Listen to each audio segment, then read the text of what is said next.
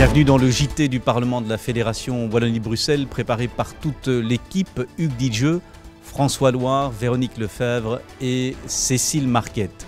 Un focus particulier pour commencer ce journal sur l'activité de contrôle des députés sur l'action du gouvernement. En commission de l'éducation, plus précisément ce mardi, toutes les formations politiques ont interrogé la ministre de l'Éducation sur la condamnation de la Fédération Wallonie-Bruxelles par rapport au manque d'intégration dans l'enseignement ordinaire des élèves porteurs d'handicap intellectuel.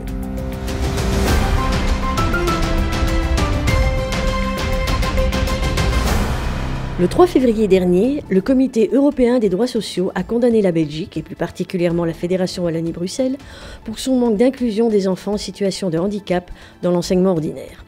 Il faut savoir qu'en Belgique, la norme est l'enseignement spécialisé pour ces enfants. C'est pour cette raison que la Fédération internationale des droits humains et l'organisation Inclusion Europe, soutenue par le délégué général aux droits de l'enfant, l'organe public de lutte contre la discrimination et de promotion de l'égalité des chances UNIA, et la Ligue des droits humains, se sont associés pour mettre fin à ce qu'ils considèrent comme une discrimination. Leur action, entamée en 2017, vient de connaître son épilogue. 6 députés ont décidé d'interroger la ministre Caroline Désir sur ses intentions et les moyens qu'elle compte mettre à la disposition des écoles et des enseignants. Réunion ce mercredi matin de toutes les commissions du Parlement de la Fédération Wallonie-Bruxelles, ce qu'on appelle une réunion des commissions conjointes pour examiner le rapport du délégué général aux droits de l'enfant, rapport remis annuellement entre les mains du président du Parlement et examiné lors de cette réunion. Reportage. Chaque année, Bernard De Vos, le délégué général aux droits de l'enfant, vient présenter son rapport annuel au Parlement. Devant les députés réunis en commission plénière, l'équivalent d'une séance plénière mais sans le vote, il a dévoilé les derniers chiffres et statistiques. C'est le moment où il formule ses recommandations pour l'année et fait part des améliorations et des détériorations qui sont survenues au niveau de l'application par la Fédération Wallonie-Bruxelles de la Convention internationale sur les droits de l'enfant dont la Belgique est signataire. Si les questions de pauvreté, décrochage scolaire, harcèlement et maltraitance sont malheureusement toujours d'actualité, il n'en demeure pas moins que l'année 2020, avec la pandémie et le confinement, a perturbé grandement le quotidien des enfants et des adolescents. Écoutons-le. Je dirais que la crise était le révélateur d'une série d'inégalités, une série de difficultés en matière de droits de l'enfant. C'est le premier constat, le principal constat, c'est que rien n'est nouveau, mais que la crise a renforcé les inégalités et les difficultés. J'ai quand même, avec d'autres acteurs de terrain, alarmé régulièrement les gouvernements régionaux, communautaires et fédéraux sur le danger de cette crise de santé mentale qui se profilait. Ça n'a pas, selon moi, suffisamment été entendu. Écoutez, je pense que la première recommandation, c'est d'associer les enfants et les adolescents à la crise qu'on traverse. Ils ont été oubliés, certains ont été stigmatisés, pointés du doigt, pour ne pas avoir respecté les règles, pour ne pas s'être préoccupé de la situation dans laquelle on était. Et rarement ou pratiquement jamais, on leur a demandé leur avis. Et on sait que le droit à la participation est un droit essentiel de la Convention. Il était mal respecté, très clairement. En séance plénière ce mercredi après-midi, le Parlement a décidé d'examiner en urgence une proposition de résolution déposée par plusieurs formations politiques. Et cette proposition de résolution vise à demander la libération immédiate de la journaliste Zhang Zhan et à soutenir la liberté de la presse, la liberté d'expression. Un reportage en séance plénière. 5 partis représentés au Parlement, à savoir le PS, le MR, Écolo, le CDH et Défi, ont co-signé une proposition de résolution visant à demander la libération immédiate de la lanceuse d'alerte Zhang Zhan, à soutenir la liberté de la presse, la liberté d'expression, l'accès à l'information et le droit à un procès équitable des défenseurs des droits humains. Cette proposition a été examinée en urgence pour répondre à l'actualité. Les députés sont très attentifs à ces questions démocratiques et à la liberté de la presse.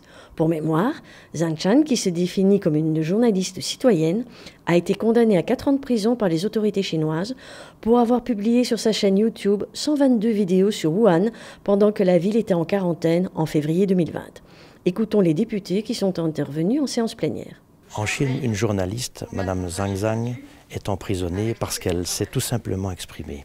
Et malheureusement, c'est le cas de bon nombre de journalistes en Chine, mais aussi ailleurs dans le monde.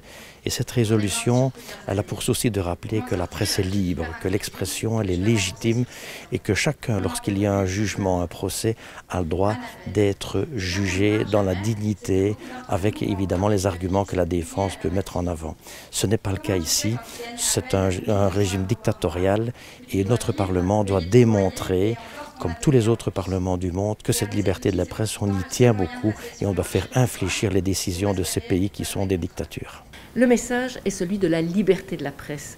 Comme députée du Parlement de la Fédération Wallonie-Bruxelles, comme citoyenne, comme fille d'un ancien journaliste, cette liberté me tient particulièrement à cœur. Depuis mai 2020, elle est en prison pour avoir dévoilé au monde l'ampleur d'une pandémie qui a d'abord touché la Chine pour ensuite s'étendre à la terre entière. Ce n'est pas parce que la Belgique est un petit pays face à la Chine, que la Fédération Wallonie-Bruxelles est encore plus petite et que nous devons nous taire sur des exactions qui sont commises par des régimes autoritaires. Le message qu'un Parlement fait passer quand il adopte une résolution de ce type, c'est l'importance primordiale de la défense des droits humains, du droit absolu de la presse à s'exprimer et de l'injustice complète que représente l'emprisonnement et l'incarcération d'une journaliste pour avoir fait son métier. La Chine ne peut pas être au-dessus des lois, elle ne peut pas être au-dessus du droit international et nous condamnons fermement cet acte qui se répète, qui s'exercent à l'égard de Zhang Zhang, mais aussi d'autres journalistes qui exercent leur liberté de presse et d'opinion. D'abord, nous voulons en tant que Parlement, en tant que parlementaires, rappeler cette importance pour nous de la valeur des droits humains et de la liberté de la presse. Le premier message que l'on veut faire passer, c'est que les droits humains ne peuvent pas être bafoués. Nous sommes des démocrates, tous ensemble. On est attachés à des valeurs de démocratie, à des valeurs humanistes, et on se doit, quels que soient nos partis, nos convictions, à défendre à tout prix les droits humains, que ce soit PS, MR, Écolo, CDH et plus largement. Et donc il est important que l'on porte la voix ensemble du Parlement de la Fédération Wallonie-Bruxelles. La liberté d'expression, la liberté de la presse et la démocratie ne sont des choses qui ne sont jamais acquises. Et donc une résolution du genre est destinée à nous rappeler, à toutes celles et ceux qui croient pouvoir bafouer ces droits fondamentaux. Au travers, on va dire, de notre résolution et de celle qui sera adoptée par tous les autres, notre espoir, c'est de faire pression sur un pays qui croit pouvoir s'exonérer de ses obligations vis-à-vis de libertés aussi fondamentales que la liberté de la presse. Quand il s'agit de droits fondamentaux, il n'y a plus de majorité, il n'y a plus d'opposition. Je crois que derrière des choses aussi fondamentales, on doit se réunir et c'est de cette façon-là aussi qu'on est plus entendu, plus fort et plus puissant. Alors, nous ne l'avons pas co-signée pour la même raison que nous n'allons pas la voter, c'est-à-dire que nous allons nous abstenir. Non pas évidemment que nous ne trouvons pas qu'il s'agit d'une question importante. La question de la liberté de la presse, de la liberté d'expression est tout à fait fondamentale pour nous et nous sommes préoccupés par le sort de cette journaliste. Mais nous constatons que ça intervient dans un cadre géopolitique qui est beaucoup plus complexe que ça. Nous constatons que la tension entre la Chine et les États-Unis monte, que nous sommes devant une situation dangereuse en fait, qui ressemble de plus en plus dangereusement à la guerre froide. Que cette résolution n'arrive donc pas dans un contexte quelconque. Nous ne voulons pas participer à cette logique-là.